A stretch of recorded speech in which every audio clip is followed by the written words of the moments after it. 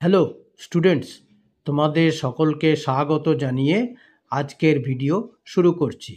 আজকের ভিডিওর বিষয় রায় ও মার্টিন প্রশ্ন বিচিত্রা থেকে নেওয়া অষ্টম শ্রেণী গণিতের 3টি প্রশ্ন আমি এখানে তোমাদেরকে সমাধান করে দেখিয়ে দিয়েছি।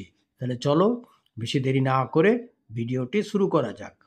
নাম্বার 1-এ বলা হয়েছে একটি ছাত্রাবাসে 24 জন ছাত্রের 10 দিনের খাদ্য মজুত আছে।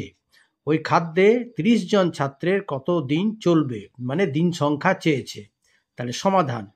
গণিতের ভাষায় সমস্যাটি হলো দিন সংখ্যা চেয়েছে বলে দিন সংখ্যাকে ডান দিকে রাখলাম।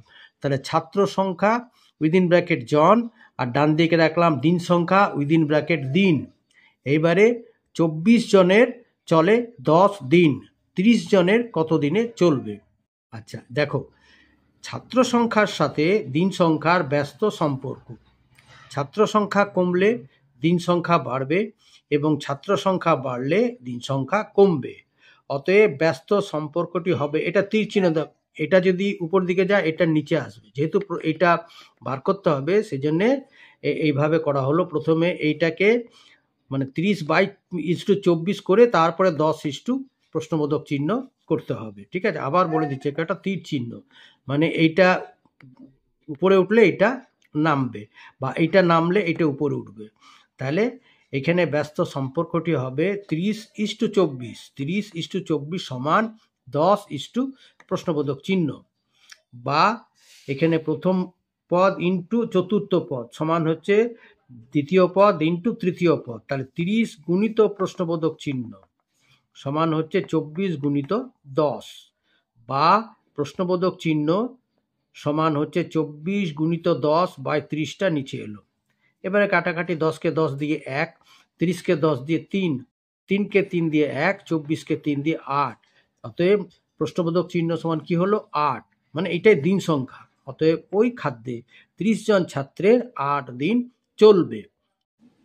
2 নম্বরের অঙ্কটি হলো 30 কিগ্রা মিশ্রিত চায়ে আসাম চা ও দার্জিলিং চায়ের পরিমাণের অনুপাত 3:2 হলে ওই মিশ্রিত চায়ে কত কিগ্রা আসাম চা আছে। সমাধান।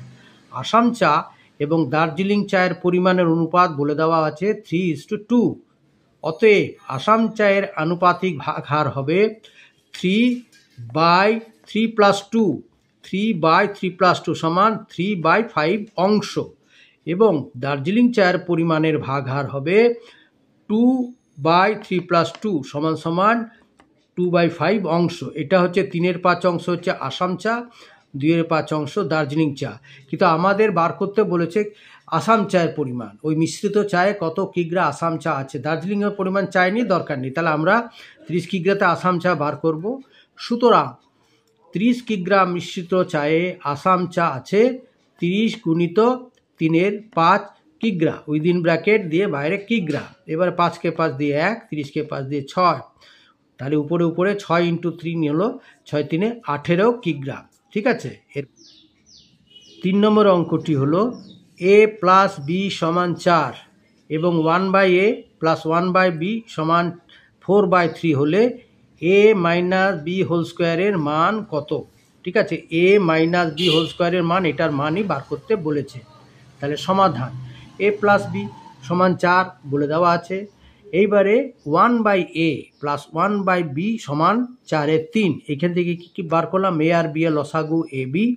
তাহলে ab-কে a দিয়ে ভাগ করলে হবে b, সেটা b-কে 1 দিয়ে গুণ করলে হবে উপরে b, প্লাস এবার ab-কে b দিয়ে ভাগ করলে হবে a, a-কে 1 দিয়ে গুণ করলে হবে প্লাস a সমান 4/3। এটাকে সাজিয়ে লিখলাম a + b/ab সমান 4/3। এবার a + b এর মান তো বলেই দেওয়া আছে 4, তাহলে a + b এর জায়গায় 4 বসালাম, 4/ab সমান হচ্ছে 4/3। এবারে দেখো 4 এ 4 কেটে গেল, তাহলে রইল কি ab সমান 3। তাহলে a + b সমান 4 পেয়েছি, আর ab এর মান পেলাম 3। আর বার করতে বলেছে a - b এর হোল স্কোয়ারের মান। ঠিক আছে, তো আমরা জানি কি যে a - b এর হোল স্কোয়ার a + b দিয়ে যদি প্রকাশ করা হয় তাহলে তার সূত্র হচ্ছে a + b এর হোল স্কোয়ার - 4ab। এটা a - b এর হোল স্কোয়ারের ফর্মুলা a + b দিয়ে। তাহলে এ প্লাস বি এর হোল স্কোয়ার মাইনাস 4ab। এবারে মান বসিয়ে দাও, এ প্লাস বি মানে 4, তাহলে 4 এর হোল স্কোয়ার মাইনাস 4, এবির মান হচ্ছে 3, তাহলে 4 × 3, এবারে 4 × 4 = 16 মাইনাস 12 সমান হচ্ছে 4। ঠিক আছে,